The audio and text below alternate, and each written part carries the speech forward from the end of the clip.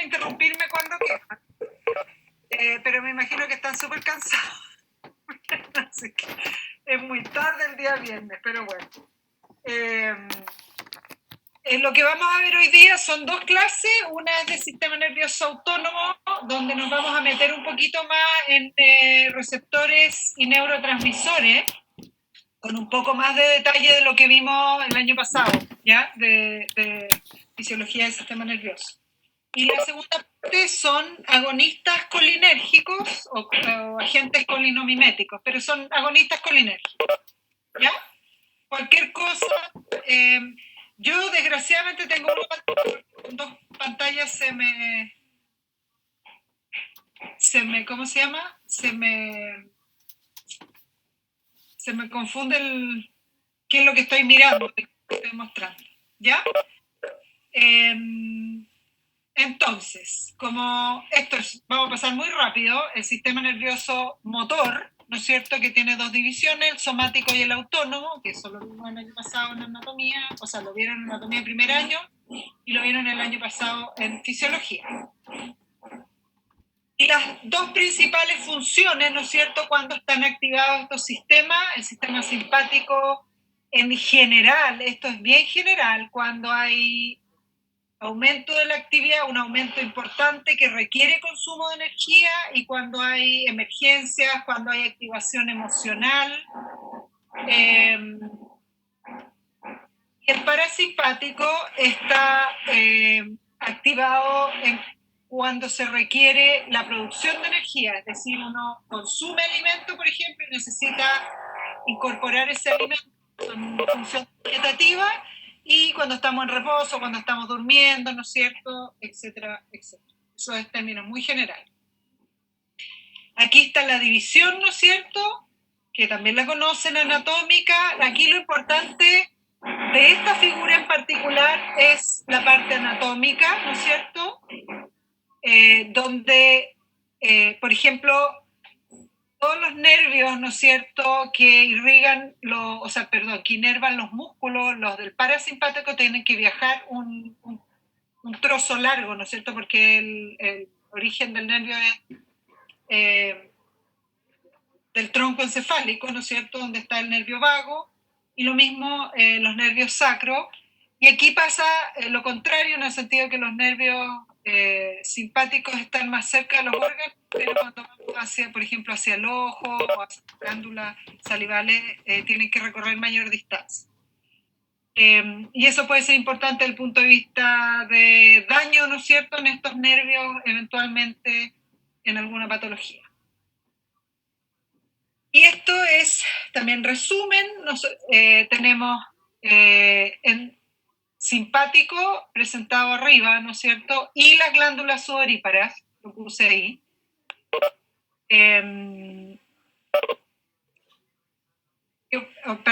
Las glándulas sudoríparas es una excepción, por lo tanto no sigue este modelo. El parasimpático, que sigue la mayoría de este modelo, ¿no es cierto?, y la glándula suprarrenal, que es parte, ¿no es cierto?, una parte diferenciada del simpático. Toda la primera neurona, ¿no es cierto?, libera acetilcolina y tiene receptores nicotínicos. Esto desde el punto de vista farmacológico lo vamos a ver, es importante, ¿ya? Porque hay fármacos que actúan a este nivel, a nivel de los ganglios, ya sean bloqueadores gangliónicos o sean activadores gangliónicos. Y tenemos por otra parte a nivel del órgano, ¿no es cierto?, en el caso del simpático se libera adrenalina, y tenemos receptores adrenérgicos alfa y beta. Después vamos a ver específicamente en el órgano, o sea, postsinápticamente están los alfa y beta, principalmente alfa 1, pero también hay receptores en el terminal sináptico, estos se llaman receptores presinápticos, ¿ya?, que lo que hacen es regular cuánto neurotransmisor se libera. Eso nos puede dar de repente algunas respuestas medias raras.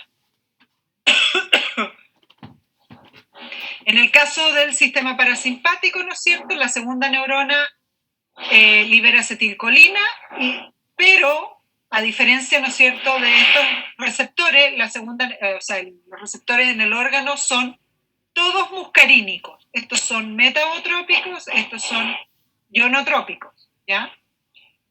Y lo que iba a decirles es que las glándulas sudoríparas tienen, a pesar de que forman parte del sistema nervioso simpático desde el punto de vista de su conectividad, de su activación, cuando hay activación simpática, ¿no es cierto?, se activan las glándulas sudoríparas, pero el neurotransmisor, ¿no es cierto?, que libera esta neurona que va hacia las glándulas sudoríparas es acetilcolina y los receptores son muscarínicos. Por lo tanto, los agonistas muscarínicos, por ejemplo, que son clásicamente parasimpáticos, ¿no es cierto?, que van a producir acciones parasimpáticas, en este caso producen activación simpática solamente las glándulas sudoríparas. Y finalmente tenemos lo que ocurre en la médula suprarrenal, ¿no es cierto?, donde el terminal de la primera neurona libera acetilcolina y hay receptores nicotínicos sobre las células de la glándula suprarrenal, y estos receptores nicotínicos, al ser activados, ¿no es cierto?, ionotrópicos, estimula la liberación de la adrenalina por parte de la glándula suprarrenal.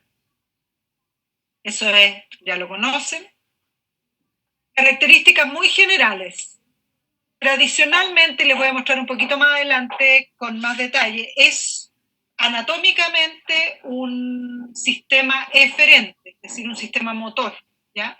Es involuntario a diferencia del sistema motor voluntario que inerva la musculatura esquelética.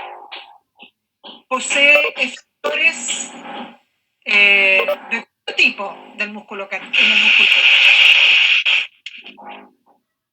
músculo liso vascular y músculo liso visceral, secreciones exocrinas y algunas secreciones endocrinas, metabolismo energético, principalmente hígado y músculo esquelético. Esas son funciones generales, pues vamos a ver cada una y vamos a ver la farmacología de muchas de ellas, lo más importante, obviamente. Otra cosa en términos generales, como ya lo vimos, la mayoría de los efectos son antagónicos, es decir, el parasimpático y el simpático tienen efectos antagónicos sobre el músculo, o sea, sobre los órganos efectores. ¿Ya? ¿Aló? ¿Qué es lo que me dicen? Algo me escribieron, pero me apareció. ¿Se escucha? Sí, si es que tengo a mis vecinos que están haciendo trabajo, chicos. Lo lamento, voy a tratar de hablarlo más cerca del micrófono para que se escuche menos lo de afuera. Entonces, la mayoría tienen efectos antagónicos, ¿no es cierto? La activación simpática y parasimpática sobre los órganos, pero hay dos excepciones, los efectos complementarios en glándulas salivales y efectos cooperativos, ¿no es cierto?, en el sistema urinario y reproductor.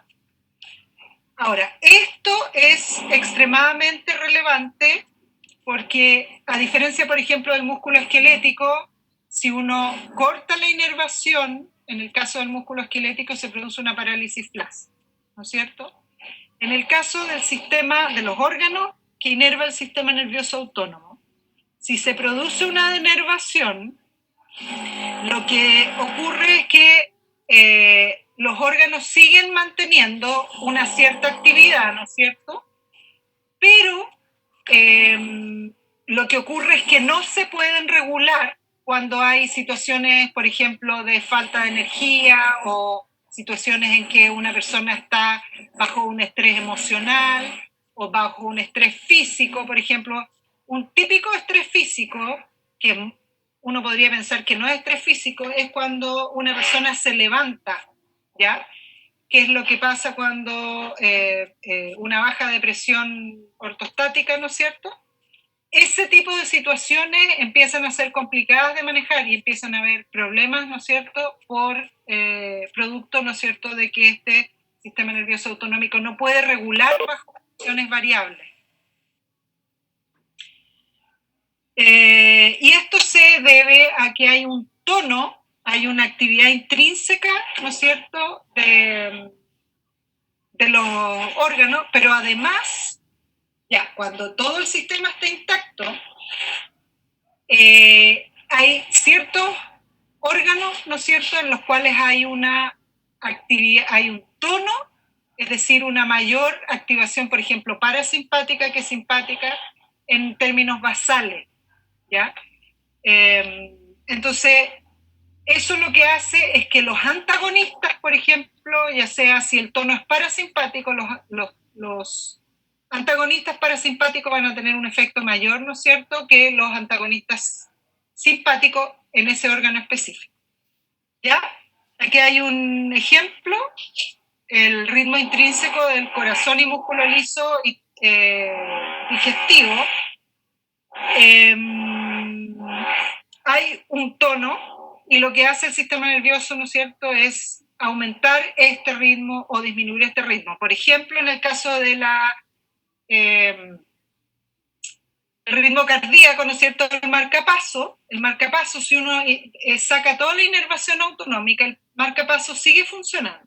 Lo que va a pasar, ¿no es cierto?, es que si uno va a correr, ¿no es cierto?, y requiere mayor energía, mayor bombeo, eso es mayor frecuencia de estimulación, entonces lo que ocurre es que no se regula eso de la manera que debiera.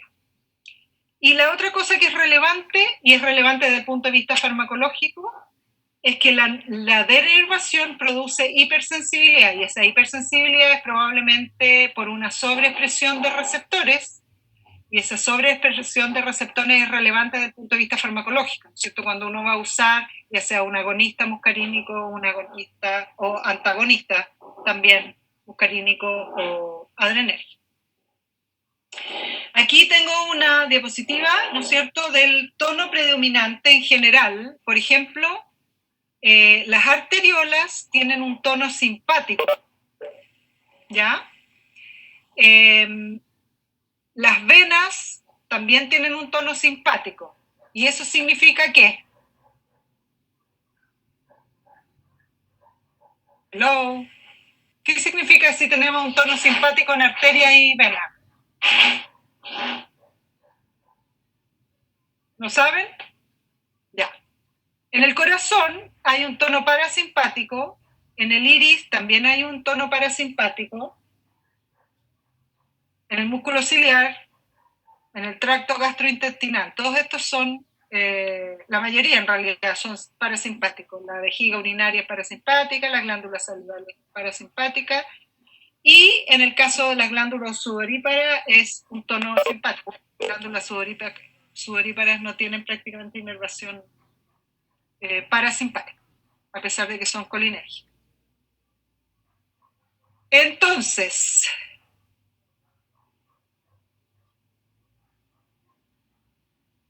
seguimos con, después vamos a ver qué es lo que pasa con el bloqueo ganglioso.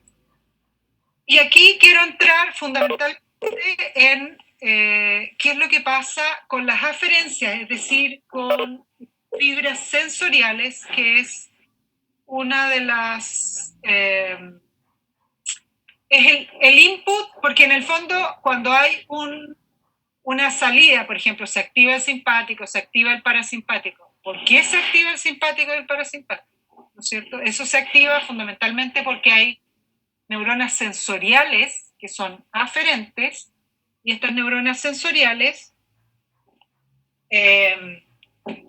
están ubicadas en distintas regiones, las neuronas sensoriales viscerales, ¿no es cierto?, que corren por, es parte del sistema nervioso periférico sensorial, y llegan a los ganglios geniculado, petroso y nodoso, y es la vía sensorial. Respecto a la presión arterial, tenemos los sensores de presión arterial, mecánicos, ¿no es cierto?, oxígeno y CO2, sensores de glucosa en la sangre, composición química, estómago e intestino, gusto y olfato, compuestos en la sangre, otros compuestos, ¿no es cierto? Por ejemplo, el sodio, la osmolaridad también es relevante. Hay detección de compuestos en el líquido cefalorraquídeo, en el área postrema, que está muy cercana al cuarto ventrículo, y detectores o sensores de temperatura, sensores de luz, también, que son las células ganglionares. Estas aferentes proyectan algunas, no todas, vamos a ver que no es tan así, ¿ya? Pero parte de ellas proyectan directa o indirectamente hacia el bulbo raquídeo, en particular al núcleo del tracto solitario. Y esta aferencia es para la integración de la información sensorial visceral con las zonas superiores, ¿no es cierto? Y lo que hace es modular, porque hay distintos niveles de modulación de esta actividad, ¿no es cierto?, ya sea simpática o parasimpática. Lo vamos a ver en esta diapositiva, que es un poquito más compleja. Esta es una diapositiva que muestra fundamentalmente las vías reflejo, o sea, los arcos reflejos, ¿ya? Pero ustedes vimos en neurofisiología los arcos reflejos, ¿no es cierto?, o las respuestas reflejas de, por ejemplo, aferentes somáticas, que son musculoesquelético, tendón, los propioceptores, táctil, y tenemos la del termoalgésica, ¿ya? Y está la eferente somática, que es lo que hace, todos estos estímulos lo que hacen es regular la parte motora voluntaria, ¿ya? Pero tenemos otras, todo esto que yo marqué acá, que son las aferentes viscerales. Estos son sensores, ¿no es cierto?, células sensoriales, que de hecho si uno sigue la vía de esta célula, es una célula sensorial cuyos terminales, ¿no es cierto?, que tienen los receptores que hacen la transducción con los estímulos, cursan y tienen su cuerpo neuronal en el ganglio de la raíz dorsal. No habíamos hablado de eso, ¿no es cierto? Y entran a la médula espinal. Y fíjense ustedes que al entrar a la médula espinal hay una interneurona que está aquí por la marcado en 3, y esta interneurona se conecta con la neurona eferente, que en este caso, fíjense ustedes que es una neurona eferente que va al núcleo, en este caso, por ejemplo, simpático, y del simpático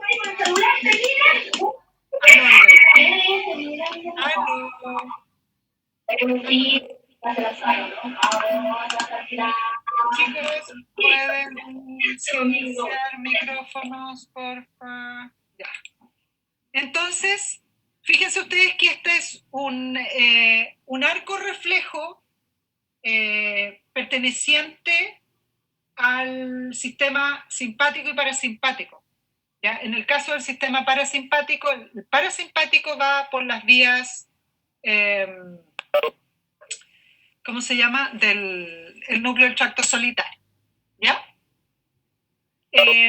Entonces, dentro de la fisiología del sistema nervioso autonómico tenemos respuestas que son reguladas reflejamente. Por ejemplo, el reflejo varoreceptor es un reflejo que uno está constantemente regulando, ¿no es cierto? Si uno se acuesta en una cama, después se levanta rápidamente, duerme la siesta, ¿no es cierto? Y así. Y eso es activación parasimpática, simpática, parasimpática, simpática. Hay una regulación de la activación de estos dos sistemas sin que eso tenga, en el fondo, consecuencia en todo el resto. No es una activación masiva del sistema nervioso simpático, ¿ya? Por ejemplo, cuando uno se levanta. Si uno se levanta, ¿no es cierto?, disminuye la presión arterial, principalmente en la cabeza, y eso hace que se active el simpático. Pero esa activación simpática no es de todo. No es una activación simpática sistémica, sino que es local. Entonces, lo importante es que están consideradas estas aferentes, ¿ya?, que son las aferentes que en realidad no revisamos en detalle en fisiología, pero que ustedes tienen que conocer que existen, ¿no es cierto?, porque si hay daño neurológico, ¿no es cierto?, de estas aferentes, ya sean las aferentes o las eferentes, ambas cosas pueden producir que no haya reflejo y que no haya regulación, ¿no es cierto?, de ya sea presión arterial, glucosa en la sangre y así sucesivamente.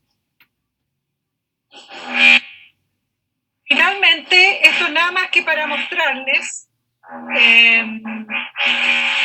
aquí está la digestión, la temperatura corporal, el ritmo cardíaco, o sea, sí, el ritmo circadiano, perdón, y la alimentación y reproducción. Todas estas son funciones reguladas, ¿no es cierto?, por el sistema nervioso autonómico y en particular el hipotálamo, que es un centro regulador donde se integra bastante de la información que proviene, si ustedes se fijan, la información sensorial del núcleo del tracto solitario, del vago, principalmente, ¿ya? Donde está toda la presión arterial, los intestinos, las vísceras. Está también la información de la médula espinal, por ejemplo, la temperatura corporal, que no pasa necesariamente por el vago y llega a la formación reticular en el tronco encefálico, la información sensorial visual, ¿no es cierto?, el ciclo sueño-vigilia, la retina, que regula, por ejemplo, la liberación de cortisol, ¿ya? El ritmo circadiano de cortisol. Y la información sensorial compleja, y aquí estoy hablando, por ejemplo, olfato, gusto, la emoción, ¿no es cierto? Cuando hay un ataque de pánico, por ejemplo, se produce una sobreestimulación simpática que no tiene necesariamente un origen visceral, ¿no?, sino que tiene un origen cerebral. Y eso va a través de las estructuras límbicas y desde las estructuras límbicas y sistema olfatorio al hipotálamo. Y todo esto se integra para eventualmente producir una respuesta que es la respuesta que corresponde. Y estas respuestas son de distinta complejidad, de distinta temporalidad, ¿no es cierto?, de distinta duración. Y aquí tengo la tabla más importante, que además considera los receptores, que era algo que no habíamos revisado. Por ejemplo, estas son las funciones más prominentes, ¿no es cierto?, del sistema nervioso autónomo. Este es el órgano, ¿no es cierto? Esta es la función simpática con su receptor y la función parasimpática. Aquí lo importante de esto son los órganos más relevantes, ¿no es cierto? Pero en el caso del ojo, la activación simpática produce midriasis, es decir, dilatación de la pupila a través de la activación de receptores adrenérgicos de tipo alfa-1. Y la miosis produce constricción pupilar a través de la activación del receptor muscarínico M3. El humor acuoso, y aquí está, hay tres funciones en el ojo que se regulan. El tamaño de la pupila, cuánta luz entra a la pupila, la visión cercana y lejana, ¿no es cierto?, la acomodación del lente, y finalmente también se regula a través del sistema nervioso autonómico la secreción del humor acuoso y la recirculación de él. Entonces, por ejemplo, cuando hay alteraciones, hay aumento de la presión ocular en el glaucoma, hay estrategias, ¿no es cierto?, si no es demasiado importante como para que esté en compromiso la pérdida visual, ¿no es cierto?, utilizando fármacos de tipo adrenérgico o muscarínico, uno puede disminuir la presión ocular. Entonces, en la acomodación tenemos ¿qué visión tiene uno cuando hay activación simpática respecto a ¿es visión lejana o cercana? Hello. ¿Hay alguien que hable ahí?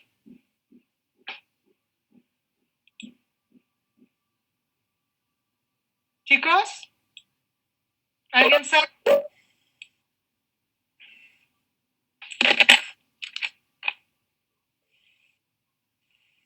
Nadie sabe. Sofía Yáñez puso lejana. Sí, ¿Qué cosa? en el chat. En el chat una compañera puso lejana. Exactamente, ya, es que voy a poner el chat aquí para poder verlo, porque si no, no es complicado. Ya, es visión lejana, ¿no es cierto? Y eso se produce por activación adrenérgica B2 y la visión cercana por activación muscarínica, ¿no es cierto? Por acción del músculo ciliar, por muscarínico de tipo M3. ¿Ya? Entonces, cuando uno está, aquí hay un control autonómico donde uno, si está leyendo un libro y alguien lo llama, ¿no es cierto?, y levanta la vista o para mirar algo afuera, y ahí ya hay activación parasimpática y simpática de forma refleja. ¿Ya?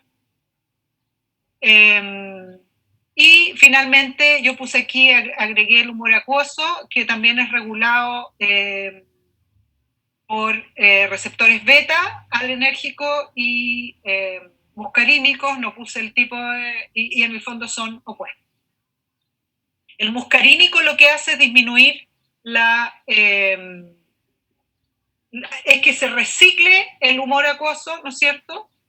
Y para eso, o sea, la activación muscarínica, y eso baja la presión intraocular. En el caso de las glándulas lacrimales y las salivales, no hay grandes activaciones, o sea, no hay efectos del simpático, pero sí hay efectos del parasimpático, ambas muscarínicos, ¿no es cierto? La piel, tenemos glándulas sudoríparas. Fíjense que la simpática activa la secreción mediada por receptores M3. ¿Por qué? Porque el simpático es muscarínico en este caso. En los músculos, eso nos vamos a saltar porque el pilomotor da las glándulas nasofaringeas, y esto es relevante, ¿ya? Porque el simpático inhibe la secreción y el parasimpático estimula la secreción. Entonces, si una persona, ¿no es cierto?, tiene mucha secreción, no solamente hace eso, sino que también produce el parasimpático produce broncoconstricción, ¿no es cierto? Bueno, aquí está. Después lo vamos a ver. Entonces, esto es importante desde el punto de vista de la secreción, porque hay ciertas circunstancias, las personas asmáticas, ¿no es cierto?, donde uno tiene que reducir la secreción para evitar, para que las vías aéreas estén más libres. En el caso del corazón, aumenta la contractilidad y el ritmo cardíaco, es decir, la frecuencia, los receptores beta 2, y los disminuyen a través de M2, ¿no es cierto?, los muscarínicos. Esto es interesante porque el M2, el muscarínico 2, está principalmente expresado en el corazón, a diferencia de la mayoría del resto de los órganos en que expresan receptor de tipo M3, ¿ya?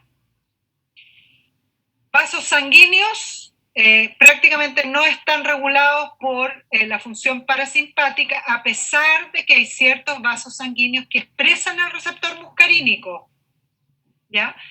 Pero no tienen inervación muscarínica, ¿ya? O sea, parasimpática.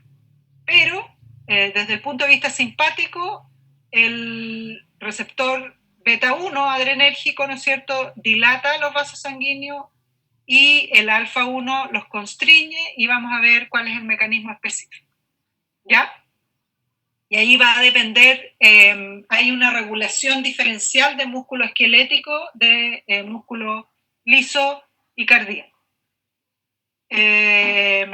Por ejemplo, esto de acá, que constriñe los vasos de la piel y del tracto gastrointestinal a través de activación alfa 1, ¿ya? En el fondo, el sistema simpático tiene efecto diferencial sobre los vasos, distintos tipos de vasos sanguíneos, fundamentalmente debido a que la acción de alfa 1 y la acción de beta 1, producto de la activación adrenérgica, son opuestas. Entonces depende de qué receptor tiene cada músculo, va a tener una respuesta constrictora si es alfa 1 o una dilatadora si es beta 1.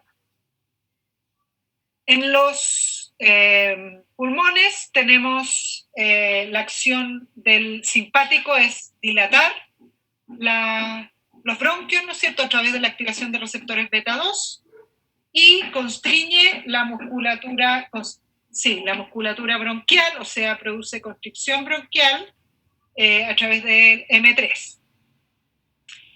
Gastrointestinal tenemos aumento de la motilidad por receptores muscarínicos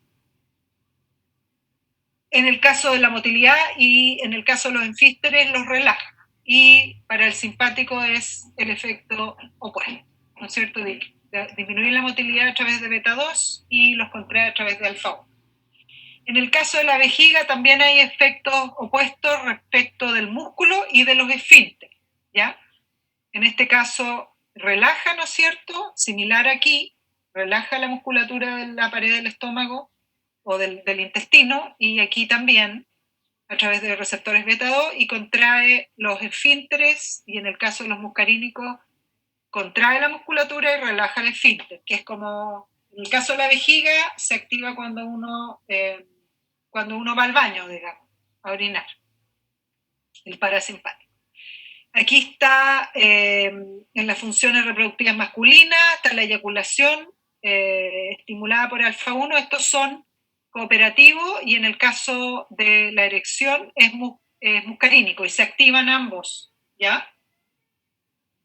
En el hígado la gliconeogénesis aumenta, la glicogenólisis, es decir, la producción de glucosa a través de la estimulación del receptor beta 2, y no hay efecto parasimpático. En el músculo esquelético también los receptores beta 2 aumentan la producción de glucosa, es decir, romper el glicógeno y pasarlo a glucosa, dejar disponible la glucosa para que pase a la sangre. Aumenta la lipólisis, los beta 1 y los beta 3 en las células adiposas, ¿ya? Y en las células pancreáticas aumenta la secreción de insulina en las células beta a través de receptores beta 2, ¿ya?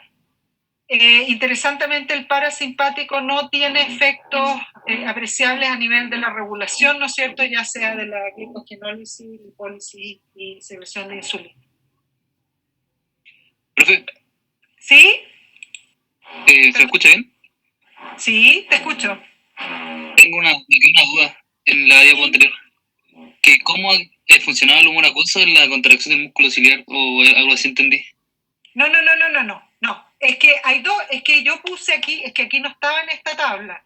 Esto no es lo mismo, ¿ya? Esto de acá lo puse, debiera estar un poquito más abajo, y lo voy a correr cuando está la acomodación. En la acomodación tenemos efectos opuestos, el beta 2 y el M3. Y en el control del humor acuoso, que es otro, ¿ya? Otro efecto es opuesto a través de los receptores beta 1 y M. ¿Ya? No sé si lo tengo en esta o en la otra, pero ya se entiende, ¿no? Es distinto. Hello. Sí, profe. Sí. ¿Ya? La acomodación es que aquí está en la misma línea, pero la acomodación es a través de la musculatura ciliar, pero el humor acuoso es a través de otro mecanismo. ¿Ya? Uno, por ejemplo, el beta 1 aumenta la secreción del líquido, y eso no tiene nada que ver con la musculatura ciliar, ¿ya? Pero lo voy a correr para que quede claro, porque eso está un poco confuso. Ya. Aquí solamente les muestro, son alteraciones autonómicas que son bastante frecuentes, ¿ya?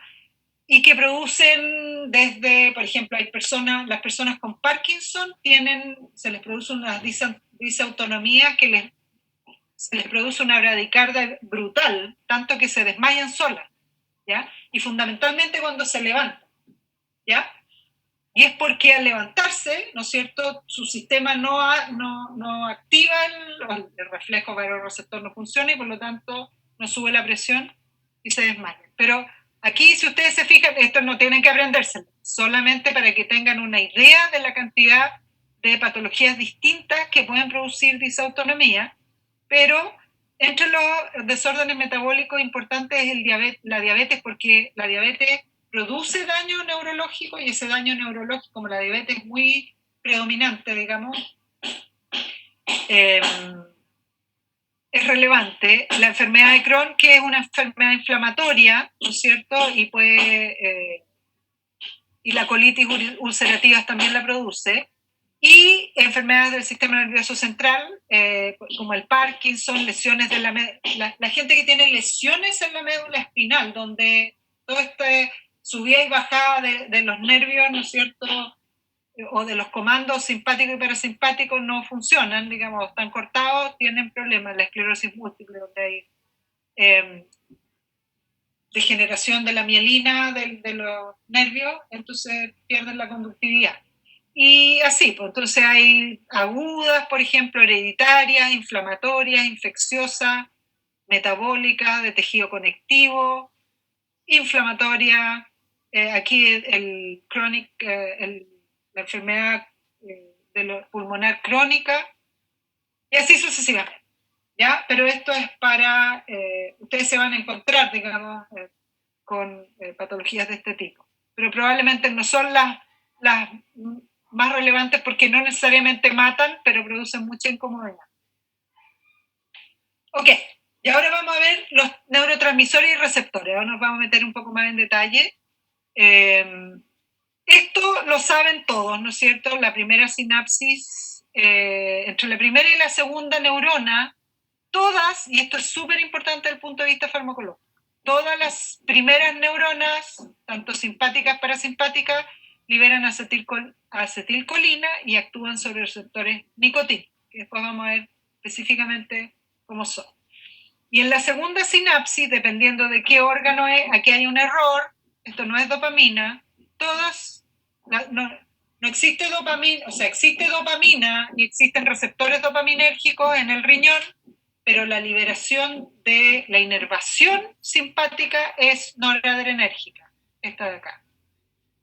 Entonces el simpático en órganos, incluyendo el riñón, ¿no es cierto?, están los receptores alfa 1, alfa 2 y los 3 tipos de receptores beta, dependiendo de qué órgano, ¿no es cierto?, donde se expresan, y las glándulas sudoríparas, que la segunda neurona es acetilcolina y actúa sobre receptores M3. Entonces, si uno utiliza, por ejemplo, un bloqueador M3, va a tener, que es muscarínico, ¿no es cierto?, va a tener efecto en las glándulas sudoríparas. Y en el parasimpático, músculo liso, de todo tipo, ¿no es cierto?, y cardíaco, el segundo neurotransmisor a nivel de órgano es acetilcolina y actúa sobre los receptores muscarínicos de estos 5 tipos, de M1 a M5. Aquí no los puse todos, pero porque una parte, el M4 y el M5 están en el sistema nervioso central. Entonces, aunque no es parte del sistema nervioso autonómico, la expresión de estos receptores en el sistema nervioso central, cuando uno da una droga, un fármaco agonista muscarínico, si esa droga cruza la barrera hematoencefálica, vamos a tener efecto en esas funciones cerebrales, producto no de una activación parasimpática o de una regulación parasimpática, sino que de que esos receptores están expresados y cumplen otras funciones. La sinapsis colinérgica, que todas la conocen, aquí lo importante de la sinapsis colinérgica, bueno, es un neurotransmisor que además se recicla muy rápido, se sintetiza en los terminales. Lo más importante de esta sinapsis, ¿no es cierto?, que están muy ubicua, hay muchos terminales en el sistema nervioso central, o sea, muchas vías colinérgicas en el sistema nervioso central, además de, ¿no es cierto?, las simpáticas y las ganglionares, y las parasimpáticas y algunas simpáticas. Lo importante aquí son dos estructuras para la acción farmacológica. La primera son los receptores, ¿no es cierto? Porque hay fármacos específicos, agonistas y antagonistas, para los receptores, y hay otros fármacos, y en realidad más bien, algunos son fármacos, pero en otros casos son situaciones que ustedes se pueden encontrar, ¿no es cierto?, donde ha habido intoxicaciones, ¿no es cierto?, con inhibidores de la acetilcolinesterasa. No es una situación médica farmacológica, sino que es una situación médica toxicológica. Estos son los receptores colinérgicos. Tenemos al lado izquierdo los receptores muscarínicos, que son receptores.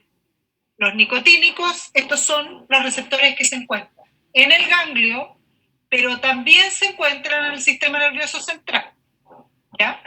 Y también se encuentran, ¿dónde? Ubicuamente. ¿Se acuerdan?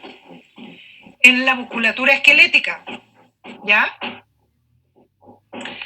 Entonces, son fundamentalmente proteínas transmembranas y son receptores ionotrópicas, es decir, la unión del agonista, en este caso acetilcolina, o la droga, o el fármaco, ¿no es cierto?, se une al receptor y produce la apertura del canal, que en su mayoría son canales, si aquí los dice, fíjense que son canales de sodio, pero en realidad no son canales de sodio. Son canales catiónicos no selectivos, dejan pasar sodio y potasio y en algunos casos un poco de calcio. Y los receptores muscarínicos, donde tenemos estos dos grupos, ¿no es cierto?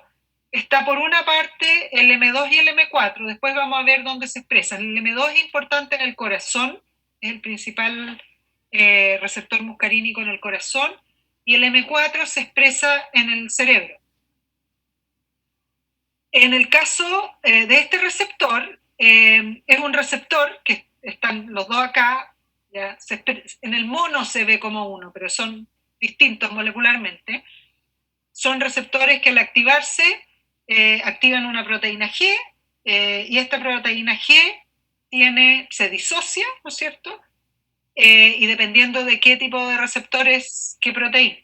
En este caso, los M2 y el M4 activan la proteína GI, ¿no es cierto? La proteína GI es inhibidora, la I es por inhibición, y lo que hacen es inhibir el AMP cíclico, ¿ya?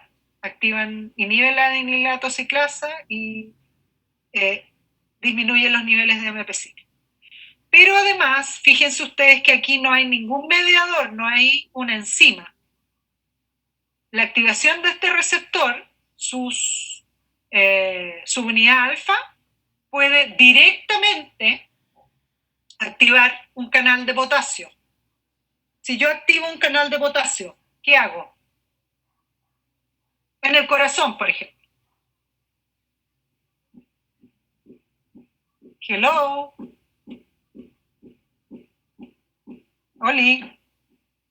¿Puede cambiar la polaridad de la membrana? Ya, pues, pero ¿qué? ¿A dónde, pues? Lo dice en todo caso. Si lo llevas a la hiperpolarización, y por tanto...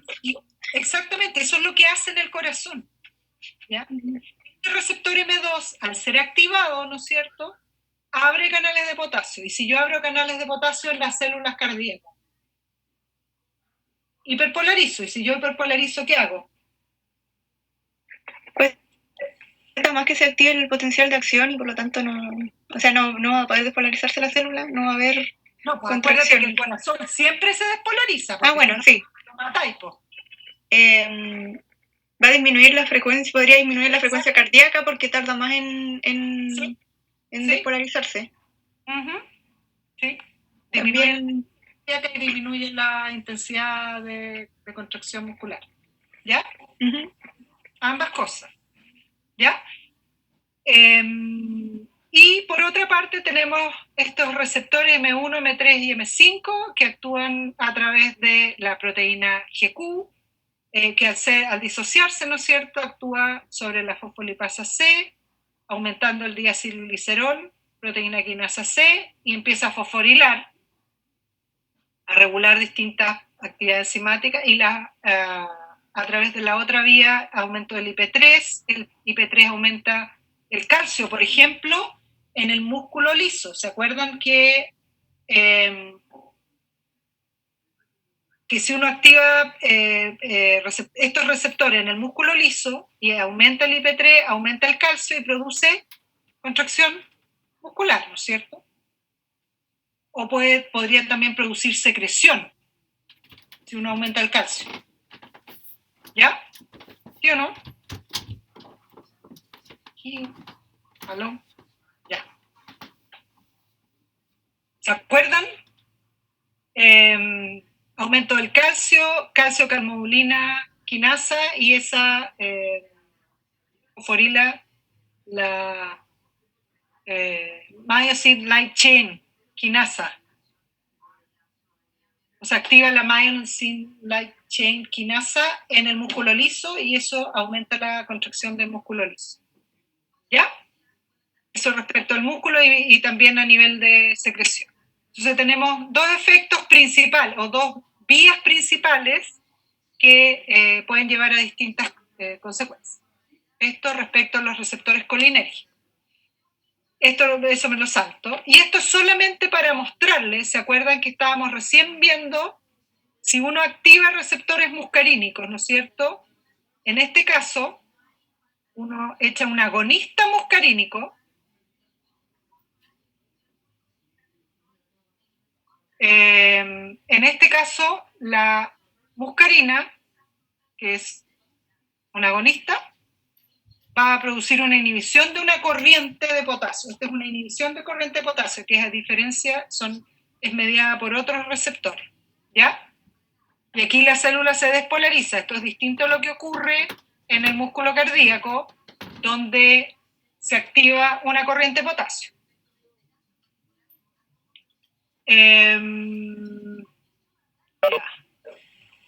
Aquí tenemos los tipos de receptores. Este es un resumen nomás, ¿ya? Y tenemos los receptores M1, M2 y M3 principalmente, porque son los que están en el sistema nervioso autonómico, pero desde el punto de vista farmacológico el M4 y el M5 también son relevantes por sus consecuencias a nivel del sistema nervioso central. Entonces, las localizaciones típicas del M1, sistema nervioso central, neuronas simpáticas o gangliónicas, o sea, en todas las neuronas ganglionares, algunos sitios presinápticos, y aquí esa es la vía. El M2 en el miocardio, algo de musculatura lisa y algunos sitios presinápticos. El M3, glándulas exocrinas, vasos y músculo liso y endotelio. Y los receptores nicotínicos en las neuronas postgangliónicas, ¿no es cierto? Algunos terminales presinápticos colinérgicos, y esto es importante desde el punto de vista farmacológico, el muscular que está en el músculo. Eso respecto a los receptores colinérgicos. La sinapsis adrenérgica también, aquí yo no marqué, digamos, pero la sinapsis adrenérgica, se necesita síntesis de norepinefrina, también hay una síntesis local, ¿no es cierto?, que no nos vamos a meter en detalle en eso, pero hay una serie de fármacos, ¿no es cierto?, que actúan en distintas etapas de esta sinapsis, pero desde el punto de vista farmacológico, para la fisiología del sistema nervioso simpático y parasimpático, que ustedes lo van a revisar más adelante, lo importante son los receptores principalmente, ¿ya? Más que en este caso los recaptadores y todo eso, esos son importantes desde el punto de vista de funcionamiento del sistema nervioso, pero no para la fisiología simpática. Aquí están las catecolaminas, las monoaminas, ¿no es cierto? Las catecolaminas son un subtipo de monoaminas. Las monoaminas se separan en histamina, catecolamina y triptamina. Son moléculas relativamente parecidas que comparten cierta estructura química. Fíjense ustedes que la histamina es para reacciones inmunológicas, ¿no es cierto? La serotonina, el sistema nervioso central, neurotransmisor, y las catecolaminas, de las cuales está dopamina, adrenalina y noradrenalina, que es los neurotransmisores del simpático, la noradrenalina principalmente. Y esto es solamente para mostrarles que la dopamina tiene un grupo H, o sea, un hidrógeno aquí. Esta molécula es exactamente igual a la norepinefrina. La única diferencia es que aquí hay un grupo OH y aquí hay un H. Y en el caso de la epinefrina con la norepinefrina es igual, o sea, tiene el mismo grupo H, pero en vez de tener dos hidrógenos aquí en el nitrógeno, tiene un hidrógeno y un grupo CH3. O sea, son moléculas estructuralmente muy parecidas, casi como hermanas, diría yo. Y los receptores, dentro de los receptores tenemos los alfa 1 y alfa 2, y no voy a hacer separación entre los distintos receptores beta 1, beta 2 y beta 3. Alfa 1 actúan mediados a través de, o sea, activan la GQ, y la GQ produce activación de la fosfolipasa, y a través del IP3, la producción de IP3 aumentan los niveles de calcio, y el aumento de los niveles de calcio aumentan la contracción muscular, ¿ya? Directamente. Entonces, la activación adrenérgica a través de receptores alfa 1 produce contracción muscular. A través de la activación del receptor alfa 2, que activa la proteína GI, ¿no es cierto?, que es inhibitoria de la activación de la enilato ciclasa y de la producción de calcio. Entonces, disminuyen los niveles de calcio, y esto a nivel de sinapsis inhibe la liberación del neurotransmisor. Por ejemplo, si este receptor alfa 2 está en terminales sinápticos, ¿ya? Y si está en músculo, por ejemplo, lo que hace el receptor alfa 2 es relajar el músculo. Tienen efectos opuestos, alfa 1 y alfa 2, sobre el músculo liso, ¿ya? Y este efecto se produce a través de la acción del AMP cíclico, que es inhibitorio sobre esta enzima que se llama Myosin Light Chain Kinasa, que es una quinasa, o sea, una enzima que fosforila la cadena liviana de la miosina en el músculo liso, ¿ya? Como el AMP cíclico inhibe eso, inhibe la contracción. Si uno saca el AMP cíclico, ¿no es cierto?, aumenta la contracción, y eso es el efecto de alfa 2. Y el efecto de la activación adrenérgica o noradrenérgica sobre el receptor beta activa la proteína GS, que es la estimulante, y esta sí aumenta los niveles de AMP cíclico, contrario a la GI. O sea, la GS y la GI tienen efectos opuestos sobre la adenilina ciclasa, y esto produce contracción en el músculo cardíaco, pero produce relajación en el músculo liso, producto de que aumenta, ¿no es cierto?, el AMP cíclico, y produce glicogenones. Estos son los tipos de receptores. Aquí no me voy a meter mucho en esta parte, pero ¿dónde están expresados? El alfa 1 en efectores postsinápticos, especialmente músculo liso, alfa 1. El alfa 2 en terminales nerviosos adrenérgicos, y de esa manera regulan la cantidad de adrenalina que se está liberando en las plaquetas, lipocitos y también en el músculo liso. Entonces, alfa 1 y alfa 2 tienen efectos opuestos sobre la contracción del músculo liso. El beta 1 está en efectores postsinápticos, o sea, en los órganos o glándulas, como corazón, lipocitos para aumentar la lipólisis en el cerebro, y en terminales nerviosos adrenérgicos y colinérgicos. El beta 2 está en las células efectoras postsinápticas, especialmente músculo liso y cardíaco, y el beta 3 especialmente en lipocitos, o sea, regula la lipólisis probablemente, ¿ya? Y los agonistas,